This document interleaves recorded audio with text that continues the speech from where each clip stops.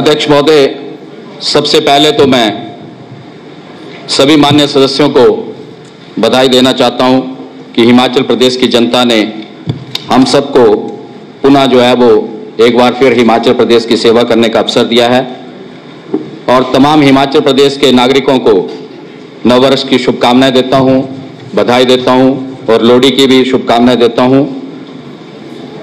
और मैं माननीय अध्यक्ष महोदय आपको भी बधाई देता हूं कि आप जो है वो इस पद को सुशोभित कर रहे हैं।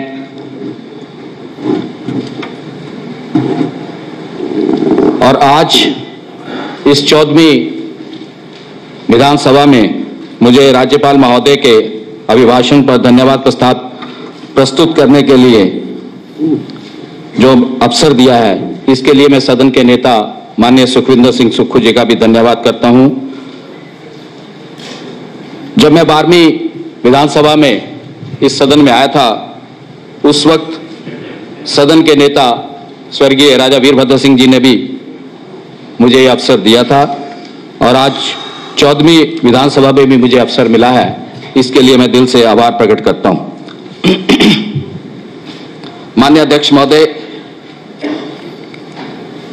हिमाचल प्रदेश की जनता ने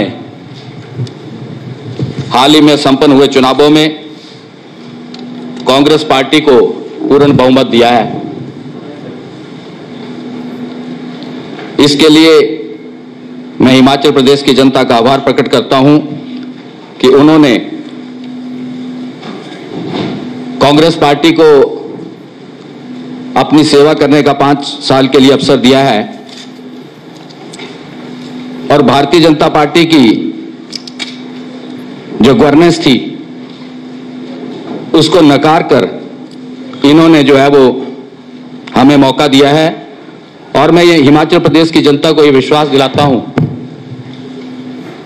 कि जो अवसर आपने कांग्रेस पार्टी को दिया है और जिस काम को करने के लिए कांग्रेस पार्टी को आपने ये अवसर सौंपा है, कांग्रेस पार्टी की सरकार हर उस कार्य को करेगी जो हिमाचल प्रदेश के हित में होगा।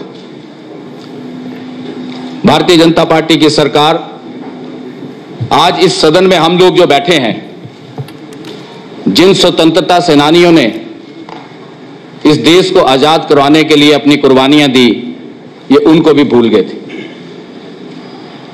5 साल में हिमाचल प्रदेश स्वतंत्रता सेनानी कल्याण बोर्ड का ये गठन नहीं कर सके और इन्होंने उन लोगों को स्वतंत्रता सेनानियों के साथ कंपेयर कर दिया जिन्होंने इमरजेंसी में कालाबाजारी की, भ्रष्टाचार किया और नागरिकों के साथ धोखाधड़ी की। उन लोगों को इन्होंने सम्मान पेंशन जो है वो लागू कर दी। मैं सदन के माध्यम से, आपके माध्यम से माननीय उप मुख्यमंत्री महोदय से निवेदन करना चाहूंगा कि इस सम्मान पेंशन को बंद किया जाए और स्वतंत्रता सेनानी जो जीवित हैं और जो उनके परिवार जिन्होंने देश के लिए कुर्बानी दी है, देश की आजादी को हासिल करने के लिए अपनी जान न्योछावर की है, उनके मान और सम्मान को जो है वो बहाल किया जाए।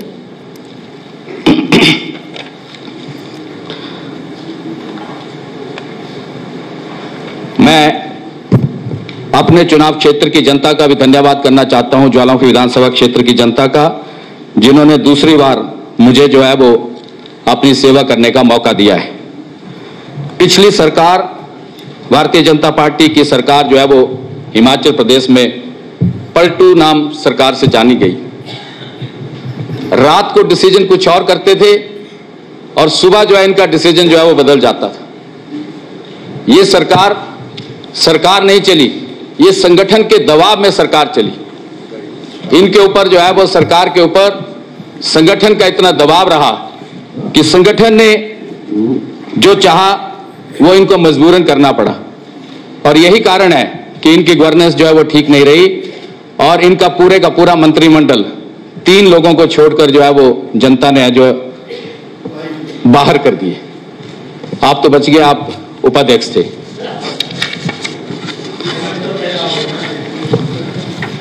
इनके समय में बहुत से घोटाले हुए। सबसे बड़ा घोटाला पुलिस भर्ती में हुआ। अभी वो घोटाला उजागर हुआ था और उस पर कार्रवाई चल रही थी। प्लीज। और हाल ही में जब हमारी सरकार बनी तो माननीय मुख्यमंत्री महोदय ने जो इनके समय में भ्रष्टाचार हो रहा था उसको उजागर करने का प्रयास किया। जो हमने जनता के साथ वादे किए थे कि पारदर्शिता से हम सरकार में काम करेंगे,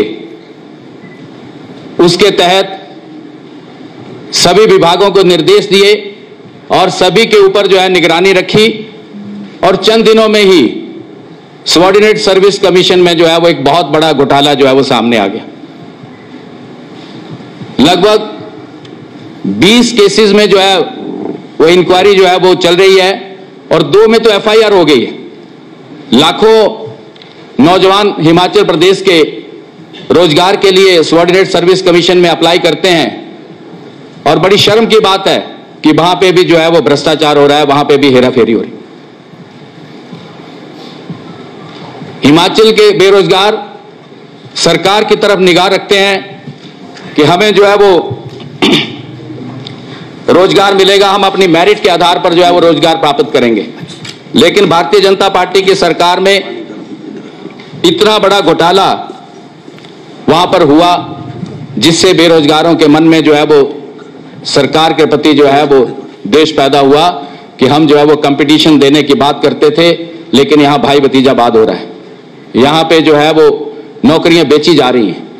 तो मैं मुख्यमंत्री महोदय का धन्यवाद करना चाहूंगा जिन्होंने सबऑर्डिनेट सर्विस कमीशन को जो है वो सस्पेंड किया और पारदर्शिता के साथ पूरे हिमाचल प्रदेश को यह बताया है कि भारतीय जनता पार्टी की सरकार में पिछले 5 साल में कितना भ्रष्टाचार हुआ है और किस लेवल तक ये लोग जो है वो भ्रष्टाचार करते रहे हैं।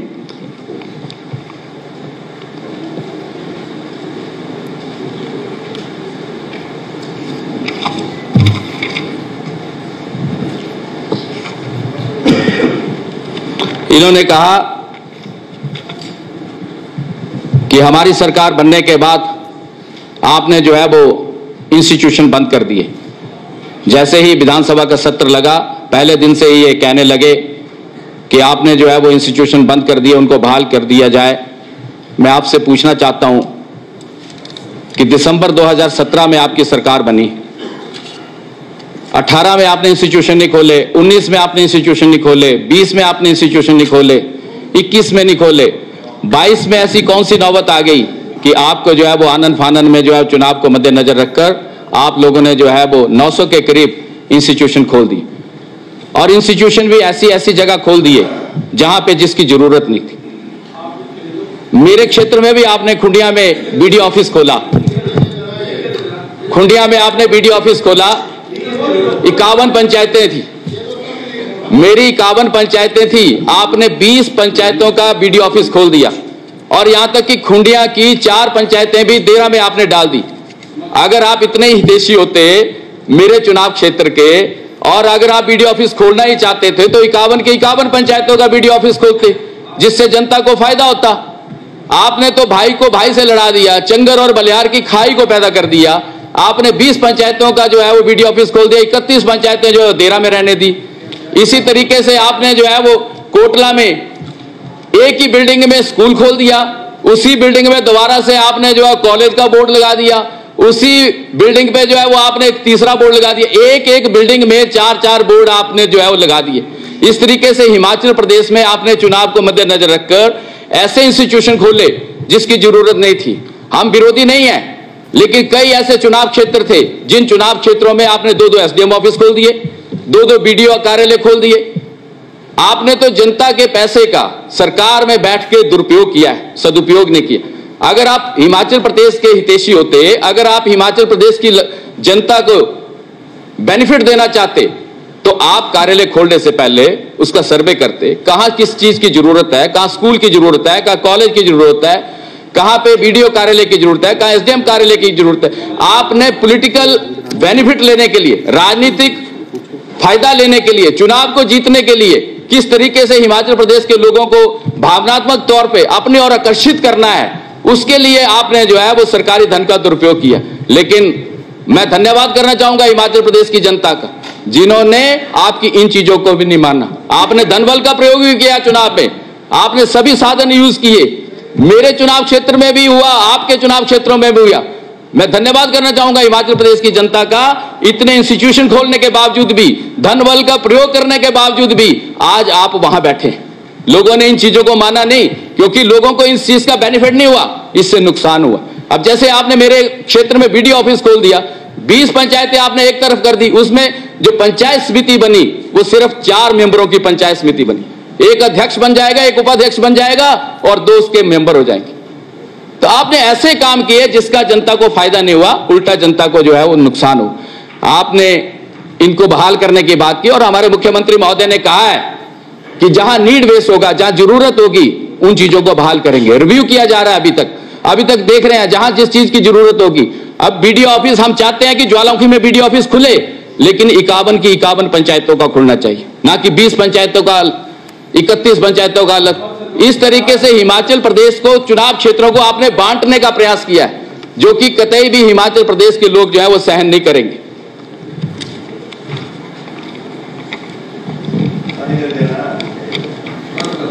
क्या चाहिए? Please please.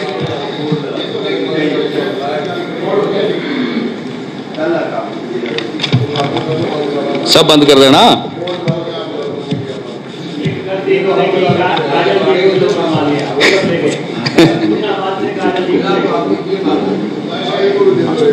आपने कांगड़ा के साथ भी भेदभाव किया, आपने पूरे हिमाचल प्रदेश में क्षेत्रवाद की राजनीति की, हिमाचल को बांटने का प्रयास किया। कांगड़ा से बड़े बड़े कार्यालय जो हैं वो आप मंडी को ले गए, कहीं और ले गए। ये तो काजल जी पता नहीं कैसे चले गए परे, इनको तो कांगड़ा का पक्ष रखना चाहिए था, और ये इधर बैठ के जो है वो सुनते रहे। जब यहां पे लड़ाई लड़ने की बात आई तो ये परे चले गए। नहीं, आपको लड़ाई लड़नी चाहिए थी। माननीय संजय रतन जी, address the chair please.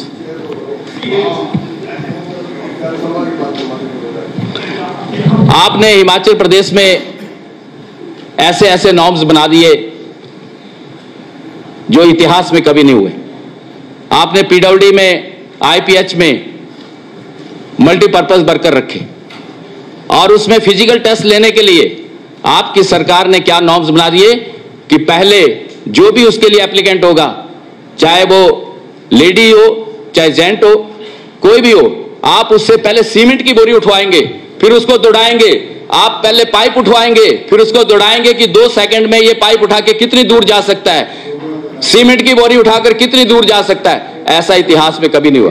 Police में फिजिकल टेस्ट होता है, आर्मी में फिजिकल टेस्ट होता है, पर कभी आर्मी में पिट्ठू उठा के भगवाया नहीं जाता कि आप जो है 1 क्विंटल का पिट्ठू उठाओ और फिर दौड़ के बताओ। वहां पे हाइट देखी जाती है, चेस्ट देखी जाती है, और दूसरे फिजिकल टेस्ट किए जाते हैं, लेकिन कभी भी फिजिकल टेस्ट में जो है भार उठा के जो है वो दौड़ाया नहीं जाता। मैंने तो चुनाव के समय में कहा था कि भारतीय जनता पार्टी का कोई भी व्यक्ति जब वोट मांगने के लिए आता है, सबसे पहले उससे सीमेंट की बोरी उठवाइए और उसको जो है बोलिए दौड़ के बता। अगर तू दौड़ के बताएगा भाई, तो हम सोचेंगे कि आप इलेक्शन लड़ने के लिए काबिल हैं, तब हम आपको कंसिडर करेंगे। अगर आप पाइप उठाकर जो है भागेंगे, 2 सेकंड में कितनी दूर आप पाइप उठाकर जा सकते हैं, क्योंकि आपने लेडीज को भी नहीं इसमें बख्शा। जेंट्स की तो बात छोड़ो, लेडीज को भी नहीं बख्शा। लेडीज से भी आपने सीमेंट की बोरी उठवाई, पाइपें उठाई, और 2 सेकंड में कितनी दूर आप जाते हैं। तो मैंने कहा था कि हिमाचल प्रदेश की जनता को चाहिए कि वो आपसे पहले सीमेंट की बोरी उठाए, पाइप उठवाए और फिर आपको दौड़ाए। फिर आप देखेंगे कि 2 सेकंड में भारतीय जनता पार्टी का उम्मीदवार कितनी दूर भागता है। अगर वो क्वालिफाई करेगा तो वो चुनाव लड़ने के लिए काबिल है, अगर नहीं जा पाता है तो नहीं लड़ सकता।